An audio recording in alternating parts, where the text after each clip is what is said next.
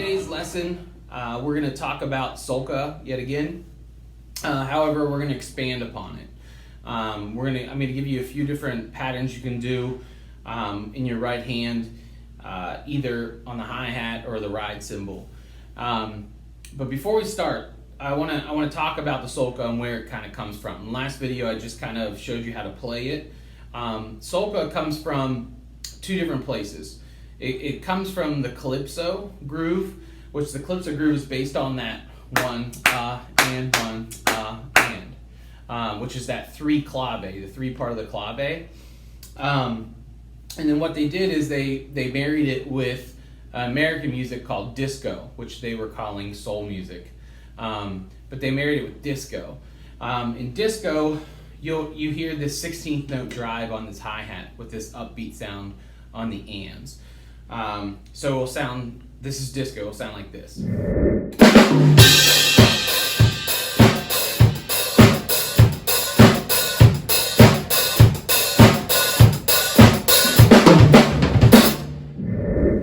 As you can hear, they took the disco side of it, and that's what they called soul music at the time, and they married it with calypso, which is that three pattern, which is what the snare drum pattern is in soca, and you get that soul-ca. It's mixed together. So now we're going to take the hi-hat part from the disco, and we're going to marry it into that to the soca pattern that I showed you in the last clip. So before we get really crazy with the incomplete drum set, I want to break down the hands. So here we go. In our right hand, we're going to have 1 E and, 2 E and, 3 E and, 4 E and. So if that's the case, this is going to be coming in on the So that first part is going to be 1 E and I'll do that again. 1 E and Then the next part of it, the second part of it, will be 2 E and that's together. So 1 E and 2 E and, 1 E and 2 E and.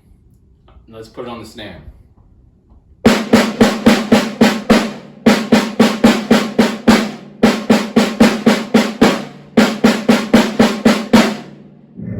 Now that we have that just on the snare drum, let's see if we can keep it on the snare drum and put the kick drum into it. Here we go.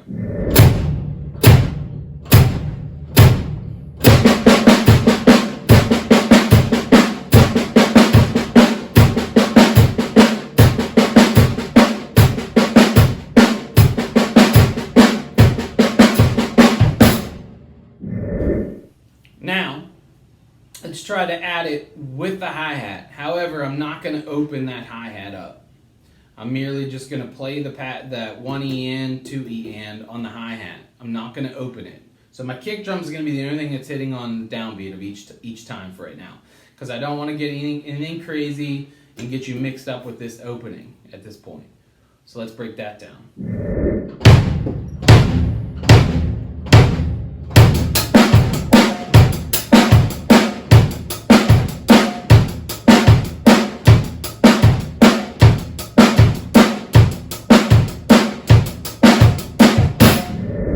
Now let's try the hi-hat being open. The key to this, though, like we talked about in the last video, is trying to catch that sweet spot when that hi-hat opens on the and. We don't want it to be too soon and we get this kind of like crescendo out of the hi-hat from 1 E and, 2 E and. We don't want that. We want it to be exactly on that and. So I'll find the sweet spot obviously sooner, but when you're playing this, try to hold it to that and. You're opening up exactly on the and. So 1 E and it opens up so we get a nice crisp open hi-hat sound. So here we go.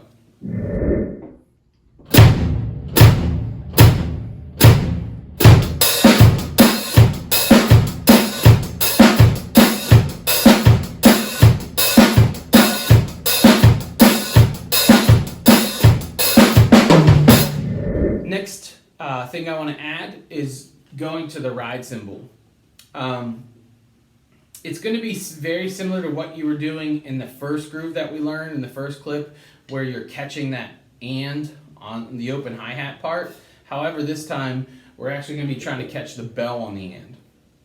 So we're going to be hitting the ride cymbal down here, and then we come up and hit the bell. When we hit the bell, we want to hit on the shaft of the stick right here. So don't go for the tip. We don't want a high tingy sound. We want a nice fat bell sound. So we're going to be aiming for right about here. Okay. I'm going to break down first just the bell part with the kick drum. I think that's something we could easily do without adding left hand.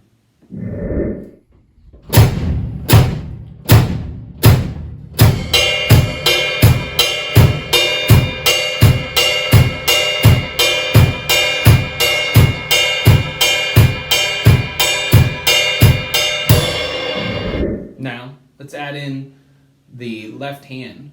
Again, this is the same thing we did with the hi-hat. All we're doing is keeping it on the ride now and going to the bell. So here we go.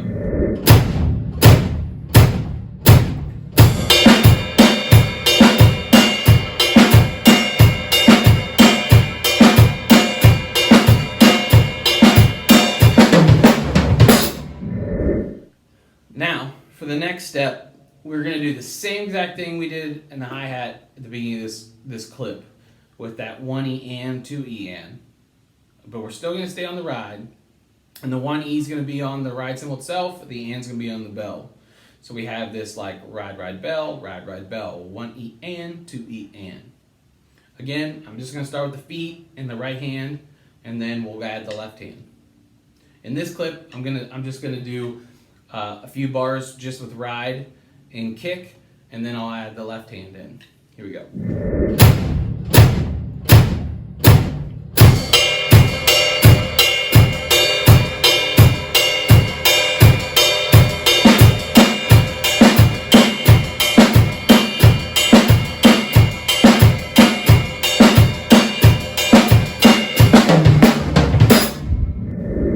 With all these grooves, you want to use some of these different techniques I'm showing you and apply them at your discretion. If you are lucky enough to have a rhythm section or an engine room within your ensemble, some of these techniques you may not want to use all the time. That 16th note pulse may end up giving you a muddy feel behind your band if it's being doubled by somebody else. And when I'm saying it's being doubled, and a lot of the steel drum ensembles in particular, there's a brake drum, and the brake drum is literally a brake drum from a vehicle, a car, truck, whatever, and they're hitting it with sticks. It's really piercing, and one of the patterns that they do play is straight 16th notes and the accent the and, so like 1E and a 2E and a 3E and a 4E and. That's what you're playing on here. And if there's two of you playing that, sometimes it can get a little muddy. So use your discretion on whether or not you feel that it feels right. You may want to just stick with the 8th note. If you have multiple people in your engine room, then you may want to, and that person's just on brake drum, then stay with straight 8s, whether you're on the ride or on the hi-hat. If you only have one person in your engine room and they're like on the A section, they're playing the brake drum, and on the B section they hop over to congas, then you may want to use that technique and do that 16th note pulse on the ride cymbal or hi-hat, whatever, and you're picking up where they left off. And then you're not stepping on anyone's toes in their rolls. So again, use discretion. Check out those two different things, or there's three different things that we talked about today. I'm just going to leave you with a good way to kind of practice these things. And you can do whatever you want, get creative with it, but try to do like a realistic situation. So I'm going to play the first time eight bars of this with just open hi-hat and snare drum, then 8 bars with 16th note on the hi-hat, and then I'm going to go to 8 bars with the ride cymbal and bell. Then I'm going to do 8 bars with the 16th note, bell and ride. And then once you feel comfortable just shifting back and forth, then do it again and try to fill into it. Are you able to come out in just a super simple fill on one and still get over here and get to the ands. That's a whole different ball game. So I'm just going to leave you with a little way to practice it: 8 bars, 8 bars, 8 bars, 8 bars, and then try to mimic that. So here we go.